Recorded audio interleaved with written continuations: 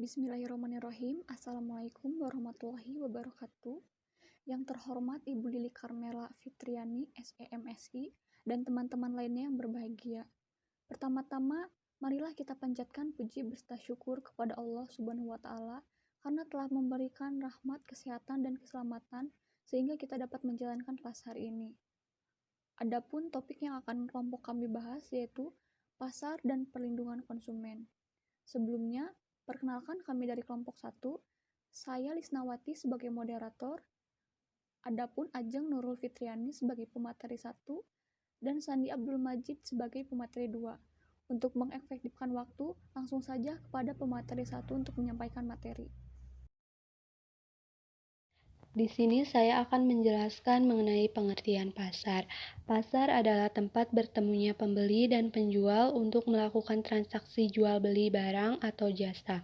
Menurut ilmu ekonomi, pasar berkaitan dengan kegiatannya bukan tempatnya. Ciri khas sebuah pasar adalah adanya kegiatan transaksi atau jual beli.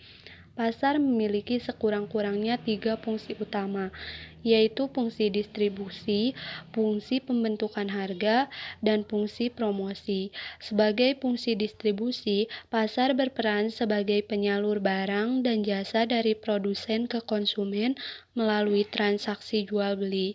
Sebagai fungsi pembentukan harga, di pasar, penjual yang melakukan permintaan atas barang yang dibutuhkan.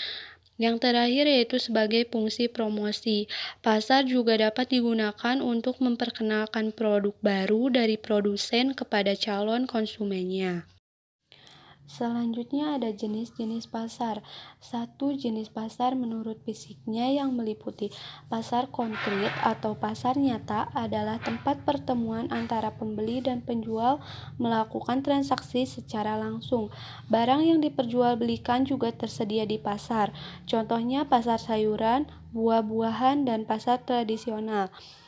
Kemudian ada pasar abstrak atau pasar tidak nyata, adalah terjadinya transaksi antara penjual dan pembeli hanya melalui telepon atau internet.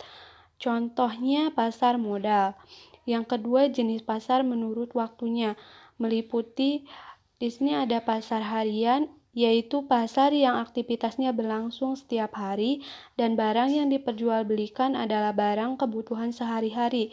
Kemudian ada pasar mingguan, yaitu pasar yang aktivitasnya berlangsung seminggu sekali, biasanya terdapat di daerah yang belum padat penduduk. Kemudian ada pasar bulanan, yaitu pasar yang aktivitasnya berlangsung sebulan sekali. Biasanya, barang yang diperjualbelikan barang yang akan dijual kembali. Kemudian ada pasar tahunan, yaitu pasar yang aktivitasnya berlangsung setahun sekali, misalnya Pasar Raya Jakarta.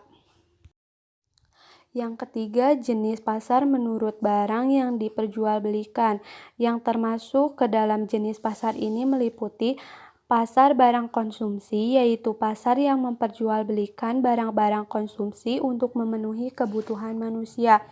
Kemudian ada pasar sumber daya produksi, yaitu pasar yang memperjualbelikan faktor-faktor produksi seperti tenaga kerja, tenaga ahli, mesin-mesin, dan tanah. Kemudian yang terakhir ada jenis pasar menurut luas kegiatannya, yang termasuk ke dalam jenis pasar ini meliputi pasar setempat, yaitu pasar yang penjual dan pembelinya hanya penduduk setempat. Kemudian ada pasar daerah atau pasar lokal, yaitu pasar di setiap daerah yang memperjualbelikan barang-barang yang diperlukan penduduk daerah tersebut. Contohnya pasar gede di Solo. Kemudian ada pasar nasional, yaitu pasar yang melakukan transaksi jual beli barang mencakup satu negara. Contohnya pasar Senen. Kemudian ada pasar internasional, yaitu pasar yang melakukan transaksi jual beli barang-barang keperluan masyarakat internasional. Contohnya pasar kopi di Santos. Selanjutnya perlindungan konsumen. Perlindungan konsumen adalah perangkat hukum yang diciptakan untuk melindungi dan terpenuhinya hak konsumen. Sebagai contoh, para penjual diwajibkan menunjukkan tanda harga sebagai tanda pemberitahuan kepada konsumen. Pengertian menurut Undang-Undang Nomor 8 Tahun 1999 Pasal 1-1, segala upaya yang menjamin adanya kepastian hukum untuk memberi perlindungan kepada konsumen. Selanjutnya yaitu perangkat hukum di Indonesia. Undang-Undang Perlindungan Konsumen Nomor 8 Tahun 1999 tentang Perlindungan Konsumen Republik Indonesia menjelaskan bahwa hak konsumen diantaranya adalah hak atas kenyamanan, keamanan, dan keselamatan dalam mengkonsumsi barang atau jasa, hak untuk memilih barang atau jasa, serta mendapatkan barang atau jasa tersebut sesuai dengan nilai tukar dan kondisi serta jaminan yang dijanjikan, hak untuk diperlakukan atau dilayani secara benar dan jujur serta tidak diskriminatif, hak untuk mendapatkan kompensasi, ganti rugi, atau penggantian apabila barang atau jasa yang diterima tidak sesuai dengan perjanjian atau tidak sebagaimana mestinya. Di Indonesia, dasar hukum yang menjadikan seorang konsumen dapat mengajukan perlindungan adalah yang pertama, Undang-Undang Dasar 1945 Pasal 5 Ayat 1, Pasal 21 Ayat 1, Pasal 27, dan Pasal 33. Yang kedua, Undang-Undang Nomor 8 Tahun 1999 tentang Perlindungan Konsumen. Lembaran Negara Republik Indonesia tahun 1999 Nomor 42, tambahan Lembaran Negara Republik Indonesia Nomor 3821. Yang ketiga, Undang-Undang Nomor 5 Tahun 1999 tentang larangan praktek monopoli dan persaingan usaha-usaha tidak sehat. Yang keempat, Undang-Undang Nomor 30 Tahun 1999 tentang arbitrase dan alternatif penyelesaian sengketa. Dan yang kelima, Peraturan Pemerintah Nomor 58 Tahun 2001 tentang pembinaan, pengawasan, dan penyelenggaraan perlindungan konsumen. Selanjutnya mengenai pengertian konsumen.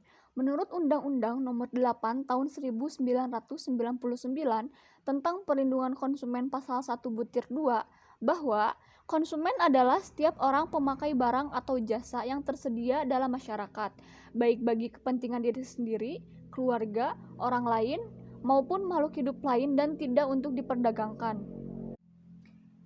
Pengertian konsumen akhir.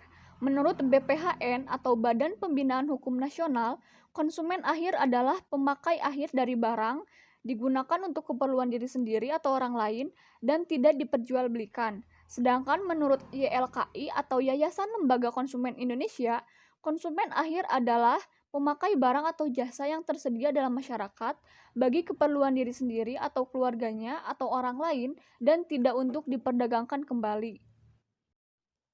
Pembahasan berikutnya yaitu hukum perlindungan konsumen. Hukum perlindungan konsumen merupakan keseluruhan asas-asas dan kaidah-kaidah hukum yang mengatur dan melindungi konsumen dalam hubungan dan masalahnya dengan para penyedia barang atau jasa konsumen.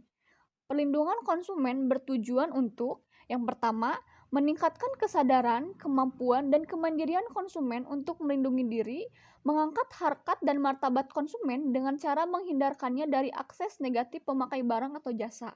Yang kedua, meningkatkan pemberdayaan konsumen dalam memilih, menentukan, dan menuntut hak-haknya sebagai konsumen. Yang ketiga, menciptakan sistem perlindungan konsumen yang mengandung unsur kepastian hukum dan keterbukaan informasi serta akses untuk mendapatkan informasi. Yang keempat, menumbuhkan kesadaran pelaku usaha mengenai pentingnya perlindungan konsumen sehingga tumbuh sikap yang jujur dan bertanggung jawab dalam berusaha. Dan yang kelima, meningkatkan kualitas barang atau jasa yang menjamin kelangsungan usaha produksi barang atau jasa, kesehatan, kenyamanan, keamanan, dan keselamatan konsumen. Selanjutnya, membahas mengenai perlindungan konsumen di Indonesia. Kata-kata perlindungan konsumen bukan lagi merupakan istilah atau kata baru dalam kehidupan kita sehari-hari. Undang-Undang Perlindungan Konsumen pun telah diundangkan sejak tahun 1999 di bawah Undang-Undang Nomor 8 Tahun 1999 tentang Perlindungan Konsumen. Undang-undang tersebut pun telah diberlakukan sejak tanggal diundangkannya. Yayasan Lembaga Konsumen Indonesia telah berdiri jauh sebelum Undang-Undang Perlindungan Konsumen dibidani dan dilahirkan. Namun demikian, perlindungan konsumen di Indonesia masih jauh dari pengharapan. tulisan ini dibuat untuk memberikan pemahaman bagi konsumen dan pelaku usaha di Indonesia mengenai pentingnya perlindungan konsumen bagi semua. Tidak hanya konsumen, tetapi juga pelaku usaha. Karena eksistensi atau keberadaan pelindungan konsumen yang baik akan menciptakan sustainability bagi pelaku usaha untuk jangka waktu yang panjang. Yang dimaksud dengan pelindungan konsumen adalah segala upaya yang menjamin adanya kepastian hukum untuk memberikan perlindungan kepada konsumen. Jadi, perlindungan konsumen ini adalah suatu upaya dalam lapangan hukum yang diberikan kepada konsumen pada saat konsumen tersebut mulai melakukan proses pemilihan serangkaian atau sejumlah barang dan atau jasa tersebut dan selanjutnya memutuskan untuk menggunakan barang dan jasa dengan spesifikasi tertentu dan merek tertentu, hingga akibat yang terjadi setelah barang dan jasa tersebut dipergunakan oleh konsumen. Yang disebut terdahulu yaitu upaya perlindungan pada saat konsumen tersebut mulai melakukan proses pemilihan serangkaian atau sejumlah barang dan atau jasa disebut upaya preventif, sedangkan upaya selanjutnya disebut dengan upaya kuratif. Konsumen dan pelaku usaha. Yang disebut dengan konsumen adalah setiap orang pemakai barang dan atau jasa yang tersedia dalam masyarakat, baik bagi kepentingan diri sendiri, keluarga, orang lain, maupun makhluk hidup lain, dan tidak untuk diperdagangkan. Jadi dalam hal ini, dikatakan bahwa seorang konsumen adalah pengguna akhir dari suatu barang atau jasa dengan tidak perlu memperhatikan apakah konsumen ini adalah pembeli barang atau jasa yang dipergunakan olehnya tersebut. Jika konsumen ini adalah pembeli barang atau jasa, maka dapat dipastikan bahwa konsumen adalah orang terakhir kali yang melakukan pembelian barang atau jasa tersebut, dan selanjutnya mempergunakannya untuk keperluannya pribadi maupun keluarganya. Kesimpulan dari materi yang telah kelompok kami sampaikan yaitu pasar memiliki sekurang-kurangnya 3 fungsi utama, yaitu fungsi distribusi, fungsi pembentukan harga, dan fungsi promosi. Sebagai fungsi distribusi, pasar berperan sebagai penyalur barang dan jasa dari produsen ke konsumen melalui transaksi jual-beli. Sebagai fungsi pembentukan harga, di pasar, penjual yang melakukan permintaan atas barang yang dibutuhkan. Sebagai fungsi promosi, pasar juga dapat digunakan untuk memperkenalkan produk baru dari produsen kepada calon konsumennya.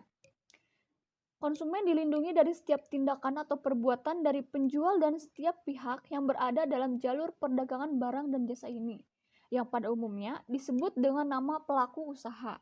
Ada 2 jenis perlindungan yang diberikan kepada konsumen, yaitu perlindungan preventif dan perlindungan kuratif. Terima kasih, selesai sudah presentasi dari kelompok 1 hari ini.